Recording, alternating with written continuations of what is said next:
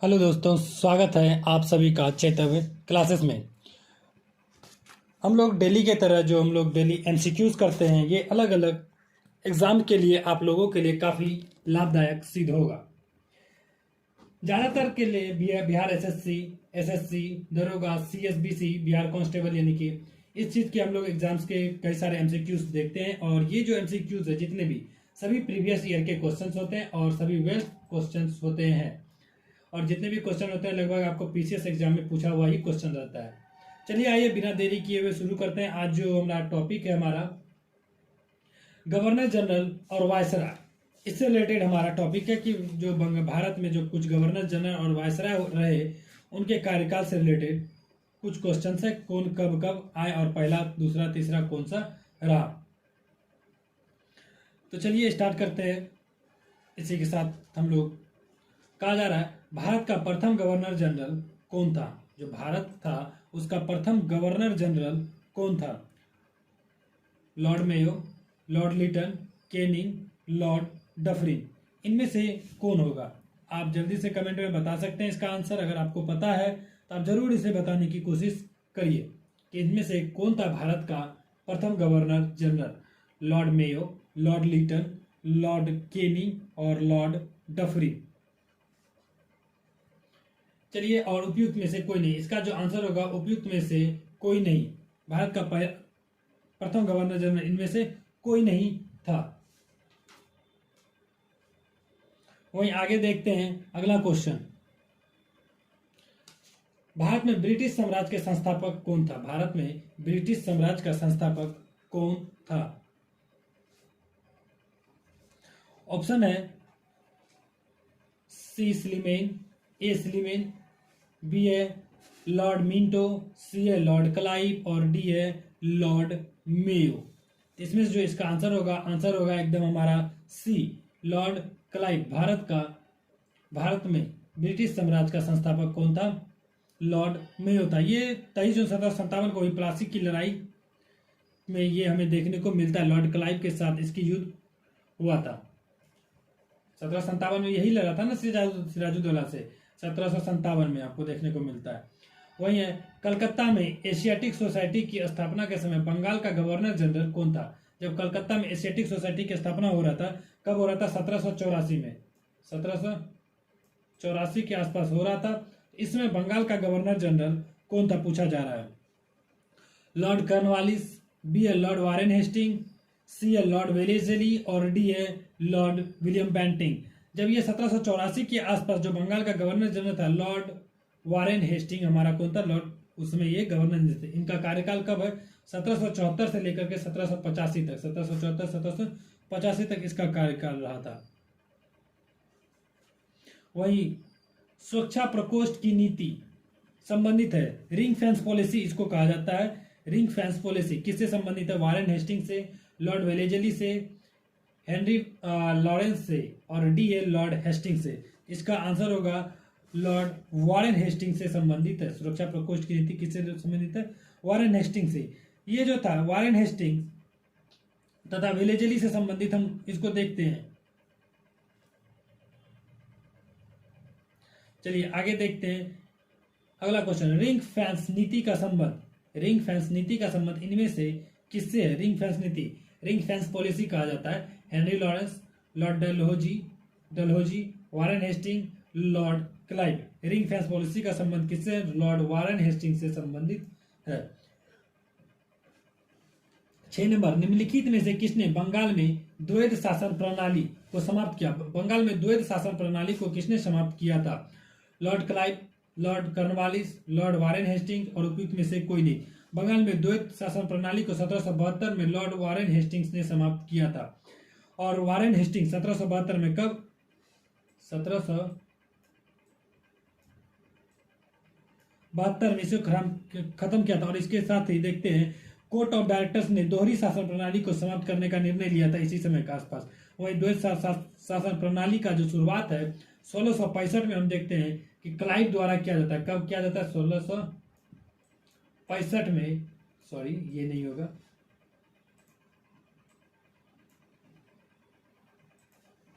1665 में कौन करता है? लॉर्ड क्लाइव करता है। इसकी शुरुआत क्लाइव के द्वारा की जाती है।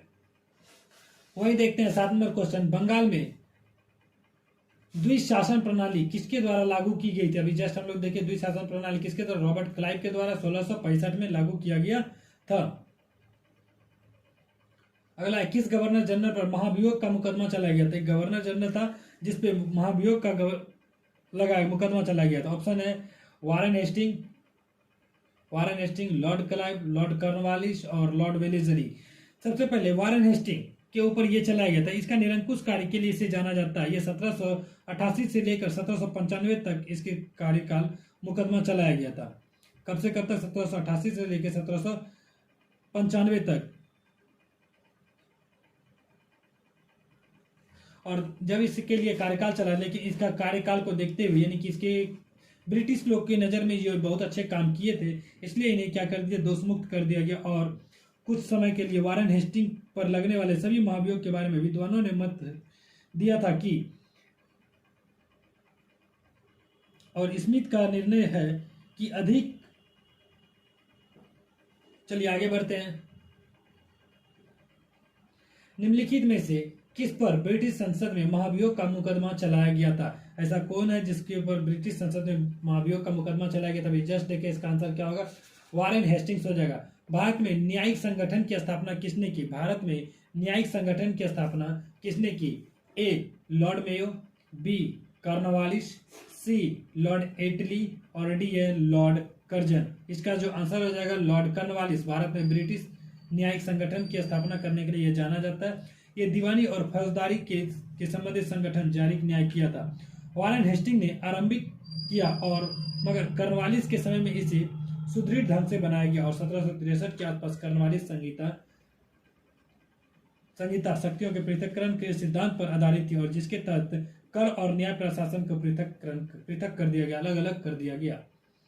वही अगला क्वेश्चन है, निम्नलिखित में से किस गवर्नर जनरल ने भारत की प्रसंविधाबद्ध सिविल सेवा का सृजन किया, जो कालांतर में भारतीय सिविल सेवा के नाम से जानी गई? ऐसा कौन था जो आगे चल के भारत की प्रसंविधा सिविल सेवा का सृजन किया था? इससे कौन था? आप इसका ऑप्शन अभी जस्ट हम लोग पढ़े हैं, Warren Hastings, Wellesley, Cornwallis, William Bentinck. कौन था? कॉर्नवालिस। इसका आंसर एकदम सही हो जाएगा, कॉर्नवालिस। कॉर्नवालिस को भारत में सिविल सेवा का जनक के रूप में भी माना जाता है। इनके अंतर्गत कॉर्नवालिस कोड की स्थापना की गई थी, जिसमें कि दीवानी तथा न्यायिक क्षेत्र में स्पष्ट विभाजन किया गया, जिसने आगे चलकर भारतीय सिविल सेवा के रूप में कार्य किया।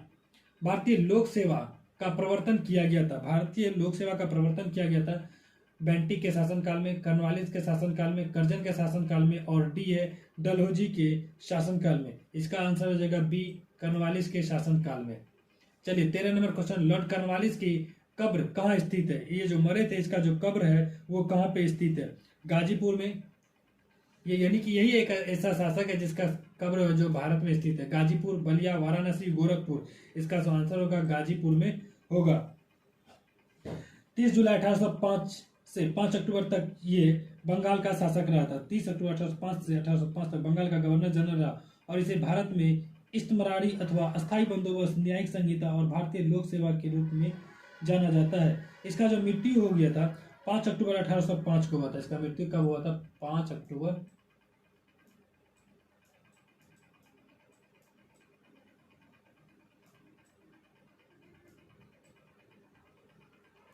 1805 को हुआ था। ये गाजीपुर कहाँ पड़ता है? यूपी में पड़ता है। गाजीपुर कहाँ पड़ता है? यूपी के अंतर्गत पड़ता है। वही लॉर्ड वेलेस्ली द्वारा लागू की गई सहायक संधि व्यवस्था के बारे में निम्नलिखित में से कौन सा कथन सही नहीं है? इसमें से कौन सा कथन सही नहीं है, ये ध्यान रखिएगा, कथन सही नहीं है पूछा गया। ए, दूसरे के खर्च पर एक बड़ी सेना बनाए रखना। बी है, भारत को नेपोलियन के खतरे से सुरक्षित रखना। सी है, कंपनी के लिए एक नियत आय का प्रबंध करना। और डी है, भारतीय रियासतों के ऊपर ब्रिटिश सर्वोच्चता स्थापित करना। इसका जो आंसर होगा, आंसर हो जाएगा सी, कंपनी के लिए एक न्यायिक प्रबंध करना। इसका जो बिल्कुल आंसर सही है। चलिए इसके बारे में थोड़ा सा हम आपको पढ़ के सुनाते हैं जो लिखा हुआ है। लॉर्ड वेलेजली ने भारतीय राज्यों के अंग्रेजी राजनीतिक परिधि में लाने के लिए सहायक संधि प्रणाली का प्रयोग किया था। उस समय जो है फ्रांस के विरुद्ध यूरोपीय शक्तियों का बना हुआ मोर्चा छिन्न भिन्न हो चुका था और नेपोलियन मिस्र तथा सीरिया के विजित कर चुका था और गंभीरतापूर्वक भारत पर आक्रमण करने की सोच रहा था। कौन? नेपोलियन। ऐसी परिस्थिति में वेलेजली ने भारत में सहायक संधि प्रणाली को प्रयोग किया। आप कमेंट में ये करके बताएं सहायक संधि को अपनाने वाला पहला राज्य कौन था? सहायक संधि को अपनाने वाला पहला राज्य कौन था? लॉर्ड वेलेजली की सहायक संधि को स्वीकार करने वाला पहला राज्य मराठा सरदार था। पहला मराठा सरदार, यानी कि वो पहला मराठा सरदार कौन था जिसने लॉर्ड वेलेजली को सहायक संधि को स्वीकार किया था? पेशवा बाजीराव द्वितीय, रघुजी भोसले, दौलत राव सिंधिया। उपयुक्त में से कौन है? सबसे पहला कौन था? पेशवा बाजीराव द्वितीय, इन्होंने स्वीकार किया था।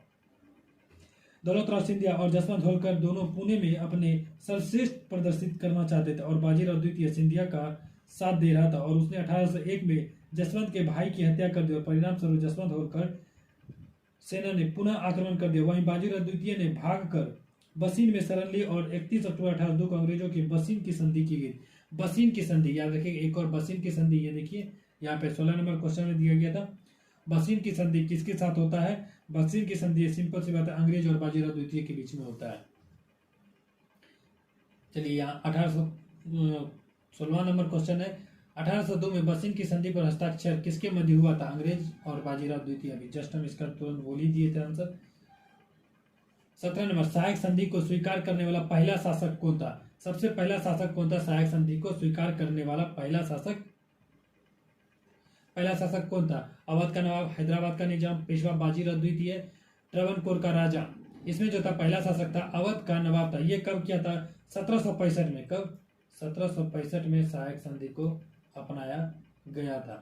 फ्रेंड्स, आप सभी से रिक्वेस्ट है आप लोग इस क्लास को शेयर जरूर करें ताकि आपके फ्रेंड्स और आपके दोस्त लोग, भाई बहन जो भी है, हमारे साथ इस क्लास में जुड़ सके, उनका भी तैयारी अच्छे तरीके से चल सके। साथ ही साथ इसके हम लोग डेली न्यूज एनालिसिस के क्लास लाते हैं जिसमें हम लोग इंपॉर्टेंट करंट अफेयर्स के से रिलेटेड हेडलाइंस को कवर करते हैं ताकि हमारे एग्जाम के लिए ये क्या हो सके, लाभदायक सिद्ध हो सके।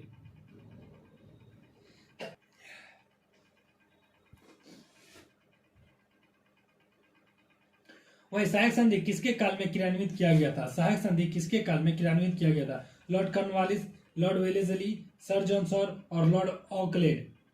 सहायक संधि किसके काल में किया था? लॉर्ड वेलेजली के काल में सहायक संधि अपनाया गया था।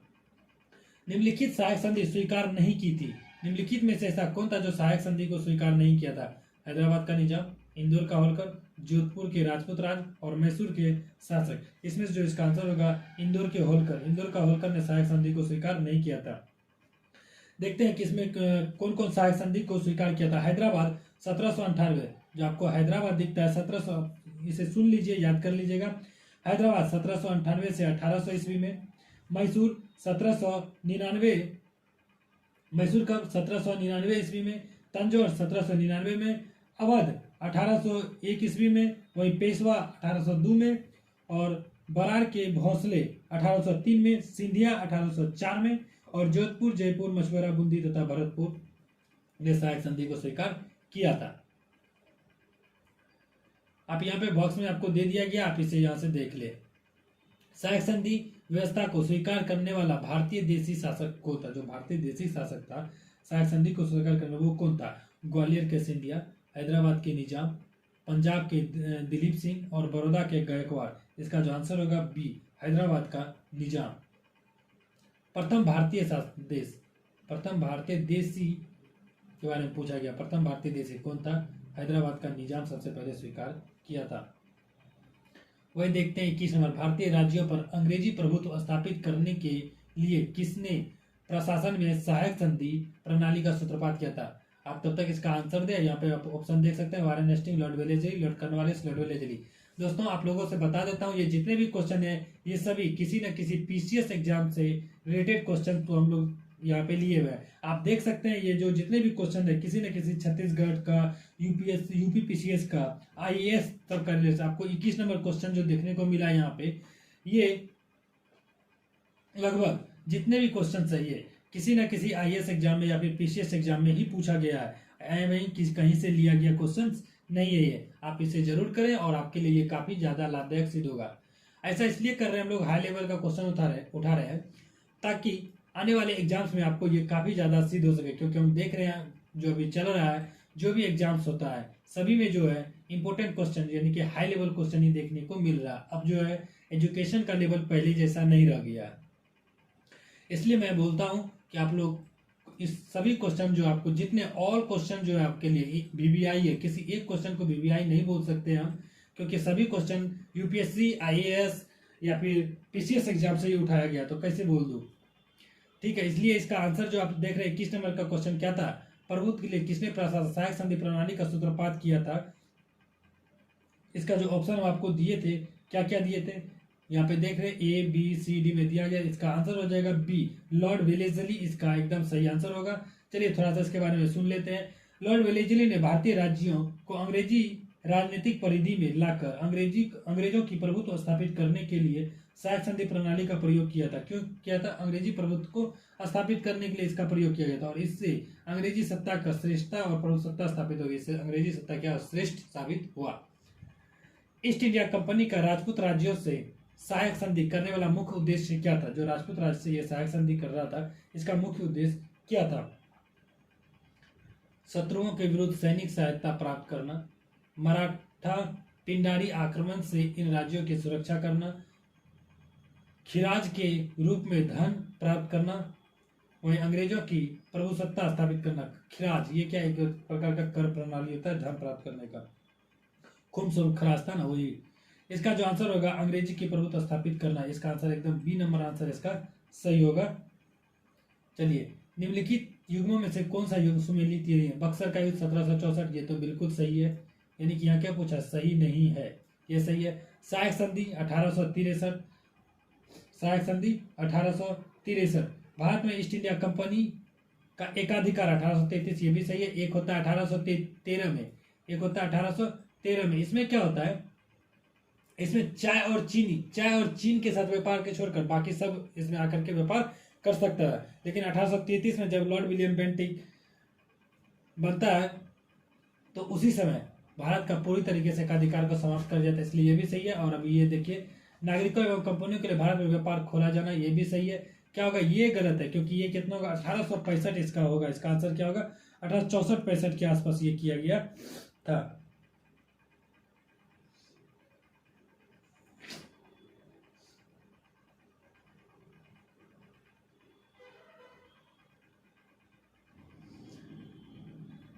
1798 के आसपास वेलेजली इसका स्टार्ट किया था, इसलिए ये आंसर सही होगा। यानी कि ये सहायक संधि 1863, ये पूरी बिल्कुल क्या गलत है। चलिए आगे देखते हैं। उस समय जब नेपोलियन की शक्ति के सामने यूरोप में साम्राज्य धराशायी हो रहे थे, नीचे लिखे गवर्नर जनरल में से किस एक ने भारत में ब्रिटिश पताका फहरा रखी थी? यानी कि वैसा समय के बारे में बताइए जब यूरोप में ब्रिटिश जो है शासक धराशायी हो रहा था, यानी कि तितर बितर हो रहा था। उस समय भारत में फतह कौन हासिल किया था? ए है लॉर्ड डलहौजी, बी है कर्नवालिस, सी है लॉर्ड वेलेजली, डी है लॉर्ड वारेन हेस्टिंग। इसका जो आंसर होगा लॉर्ड वेलेजली, लॉर्ड वेलेजली होगा एकदम सही। लॉर्ड वेलेजली भारत की ओर से 1797 में प्रस्थान किया, और भारत की ओर 1797 में प्रस्थान किया, जो कि आंग्ल इतिहास में संभवतः सबसे अधिक अंधकार में समय माना जाता है, और फ्रांस के विरुद्ध यूरोपीय शक्तियों का बना हुआ मोर्चा छिन भिन हो चुका था। चलिए 30 नंबर क्वेश्चन देखते हैं, 25 नंबर क्वेश्चन देखते हैं।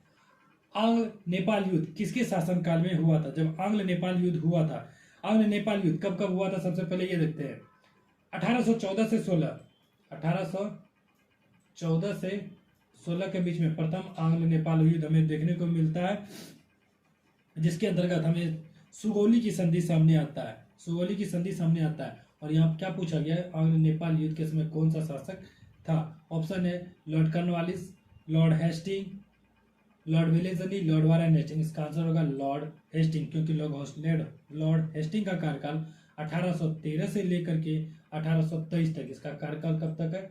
1813 से 1823 23 तक इसका कार्यकाल रहता है भारत में। इसीलिए इसका जो आंसर होगा यही होगा, क्योंकि 1814-16 में संधि होता है और सुगौली की संधि के द्वारा ये युद्ध समाप्त होता है। कौन सा संधि? सुगौली की संधि द्वारा युद्ध समाप्त होता है।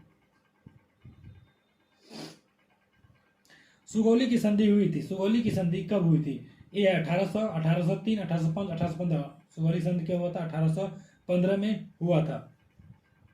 निम्नलिखित में से कौन सा सही सुमेलित नहीं है? इसमें से कौन ऐसा है जो सही सुमेलित नहीं है? कहता है हेक्टर मुनरो, बक्सर का युद्ध, एकदम ये सही है। बी कहता है Lord Hastings, Lord Hastings Nepal युद्ध, बिल्कुल सही है। लॉर्ड हेस्टिंग अभी जस्ट यहाँ पे देखे ना, लॉर्ड हेस्टिंग 1813 से 13 से क्या दिखती है जी? यहाँ से 13 से क्या होगा? 23 होगा। ये 23 है, ये 23 है। तो लॉर्ड हेस्टिंग ये भी सही होगा, नेपाल युद्ध के समय था। सी लॉर्ड वेलेजली, चतुर्थ आंग्ल मैसूर युद्ध। चतुर्थ आंग्ल मैसूर युद्ध कब हुआ था? 1799 में हुआ था। पहला दूसरा कब हुआ था ये आप बताइए? 1799 में होता है, जिसमें कि टीपू सुल्तान हैदर अली मारा जाता है, जिसमें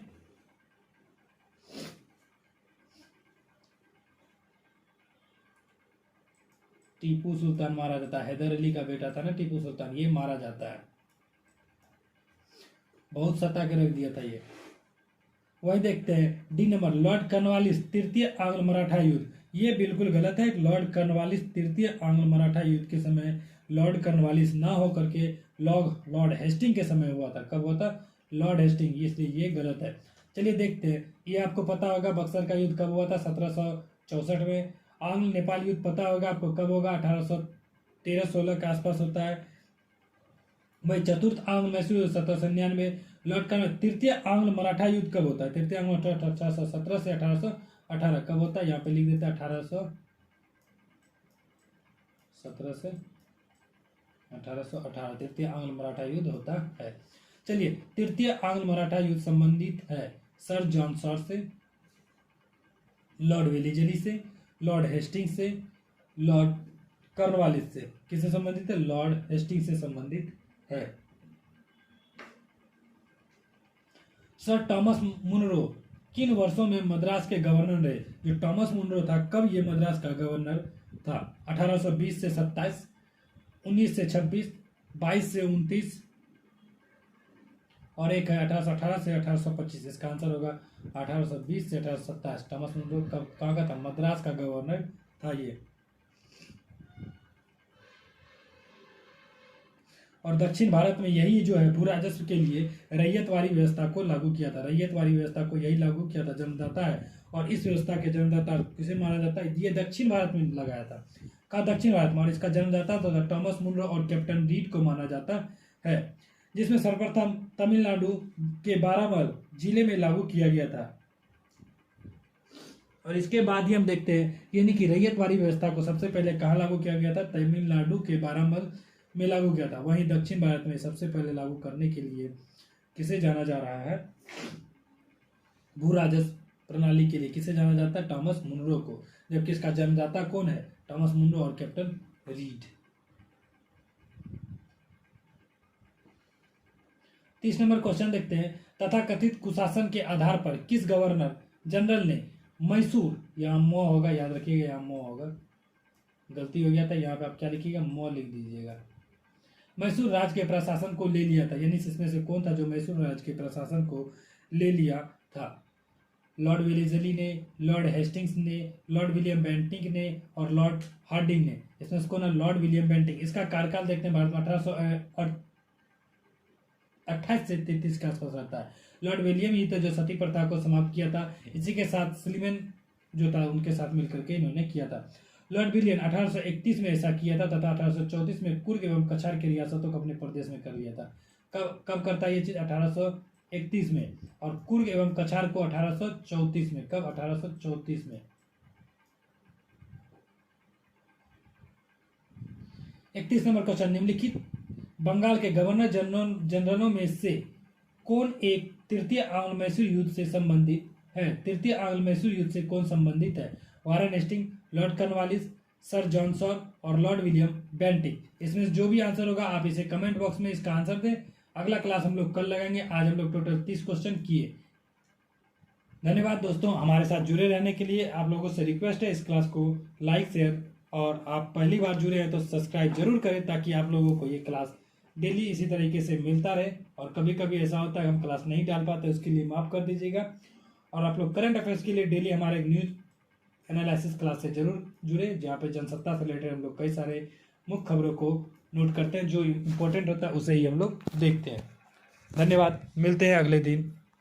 आज के लिए इतना ही काफ़ी है।